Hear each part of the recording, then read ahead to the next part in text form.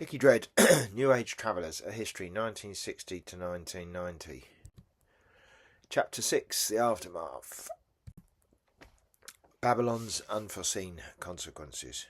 People who'd never been to a free festival were suddenly talking about land rights, state violence and freedom of movement. Destruction of the convoy wasn't the end. It was a fracture line that made space for new forms. Some travellers turned inward, forming tighter, quieter communities like Teepee Valley, Llanthony or Hebden Bridge. Others pivoted towards the emerging road protest movement, Twyford Down, Newbury, M11, taking the lessons of Beanfield to the trees and tunnels. In the wake of the Battle of Beanfield, many travellers were left traumatised, targeted and increasingly unwelcome on British roads. Vehicles had been smashed, possessions destroyed and trust in the state obliterated. With pressure mounting from police, councils and new legislation, some travellers decided to look beyond the UK, heading overseas in search of space, safety and new connections. By the late 1980s, pockets of British travellers began turning up in places like France, Spain, Portugal, Italy and the Netherlands, and even parts of Eastern Europe. Whilst not always welcomed with open arms at first, they joined or cross-pollinated with continental, like-minded communities, artists, circus crews and emerging rave and technical scenes. In France especially, the vast rural landscape and looser enforcement of vagrancy laws provided relative freedom to roam, camp and create. Travellers brought with them the DIY ethics, skills and resilience honed in Britain, converted buses, herbal medicine, field kitchens and a strong sense of mobile community. They linked up with French punks, squatter crews and anarchists, setting up a temporary autonomous zones at festivals, communal farms and abandoned villages. Some found work picking grapes or olives, others bussed or traded crafts. For many, it was both a retreat and a new beginning. In the 1980s, Berlin became a global epicentre of radical squatting culture. Amid Cold War tensions and post-industrial decay, thousands of punks, anarchists, artists and students flocked to West Berlin, the only place in West Germany where young men could avoid mandatory military service. The city became a vibrant hub of counterculture, home to collective kitchens, underground venues, zines and political organising. The fall of the Berlin Wall in 1989 and the sudden exodus of East Germans led to parts of the city, particularly the districts of Kreuzberg, Friedrichshain and Prenzlauer Berg, becoming a squatter's paradise. The movement was fiercely anti-capitalist and often clashed with police, most notably in the Battle of Meißner Straße in 1990. When 3,000 police, using stun grenades, tanks, water cannon and live ammunition, took 3 days to enforce an eviction. Despite this setback, the Berlin squat scene laid the groundwork for later DIY and anti-gentrification activism in Europe. The Hafenstrasse squats in Hamburg's St. Pauli district also became a powerful symbol of resistance against gentrification and state repression. Occupied by leftist activists, punks and autonomists, the buildings on Hafenstrasse were repeatedly threatened with eviction. In early 1988, a police operation to clear the squatters sparked widespread riots and political fallout, resulting in public backlash and solidarity campaigns forced the city to back down. The scandal ultimately led to the resignation of Hamburg's Conservative mayor, Klaus von Donahi, marking a rare victory for the autonomous scene.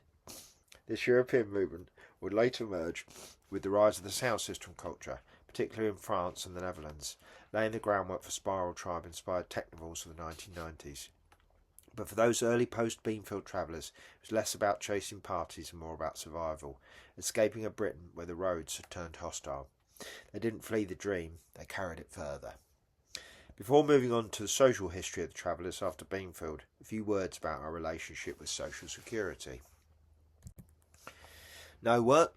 Fuck you then. For many travellers, especially after the Battle of the Beanfield and the collapse of regular festival income, the dole was not just a lifeline, it was part of the economy of survival on the road. Contrary to popular media slurs about dull scroungers and lazy hippies, most travellers use their unemployment benefit to repair vehicles, buy gas bottles, food and basic medical supplies, fund the printing of zines, flyers and DIY political materials, support children in informal or home educational settings. Some combine signing on with seasonal labour, hot picking, fruit picking, festival work, and cash in hand trades like tree surgery or welding. Others are earned through crafts, music and even busking, always at the margins, always unstable. To claim benefits, travellers often had to maintain a fixed gyro drop address, usually a friend's squat, a sympathetic B&B or a local post office willing to hold mail. The UK Social Fund provided crisis loans, a now defunct but then vital safety net that allowed claimants to borrow small sums of money from the Department of Health and Social Security, DHSS, to cover urgent needs. For travellers, squatters and low-income individuals, crisis loans became an essential tool for survival, and occasionally for mobility. While the system was designed for emergencies like broken cookers, rent arrears or medical needs, in practice it was remarkably accessible, especially to those who knew how to navigate it.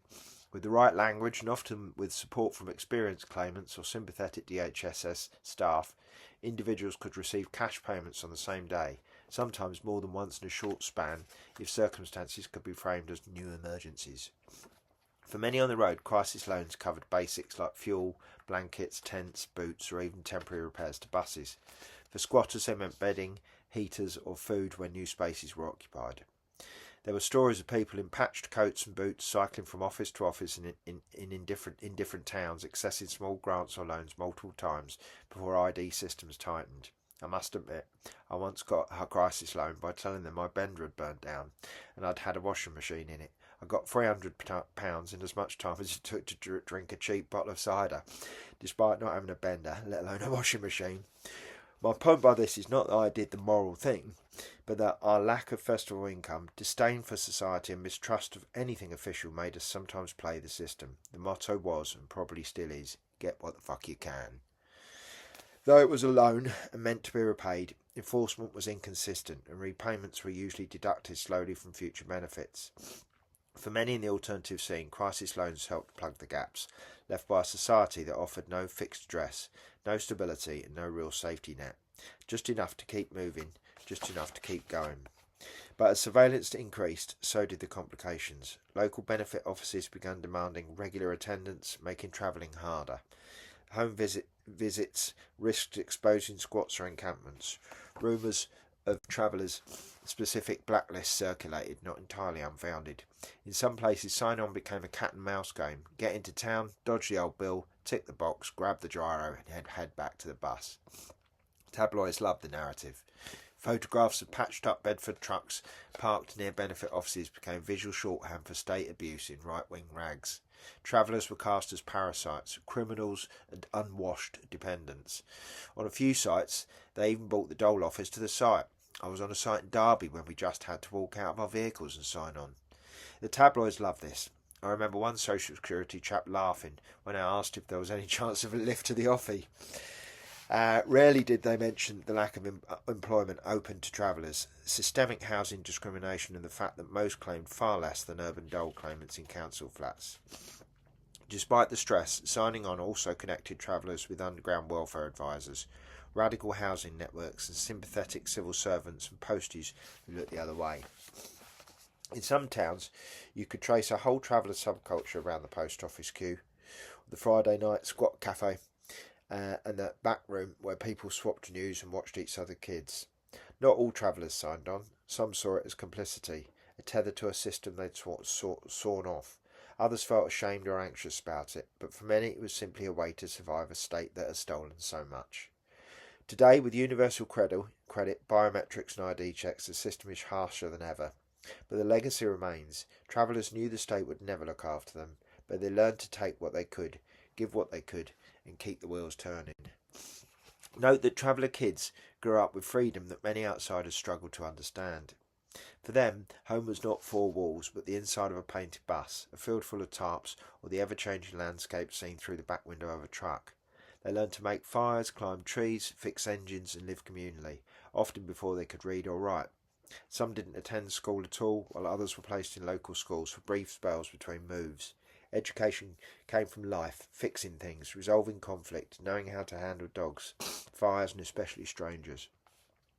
Many became fiercely independent, yet formed deep bonds with other children on the road, friendships welded by movement and survival. But it wasn't always romantic. Insecure shelter, poverty, police harassment and social stigma all took their toll. Outsiders often mistook the liberal bringing up of traveller kids as abuse. But what is better, a child knowing the dangers and safe use of substances, or the kid that hides it all from their parents and takes unsafe substances behind the bike shed? Traveller kids are savvy, not feral. Children were sometimes removed by social services, often unfairly. Yet for many, the experience left a mark, a sense of resilience, creativity and pride in having seen a different way of living. Some stayed in the scene, while others left and looked back with mixed emotions, a childhood of both hardship and wonder.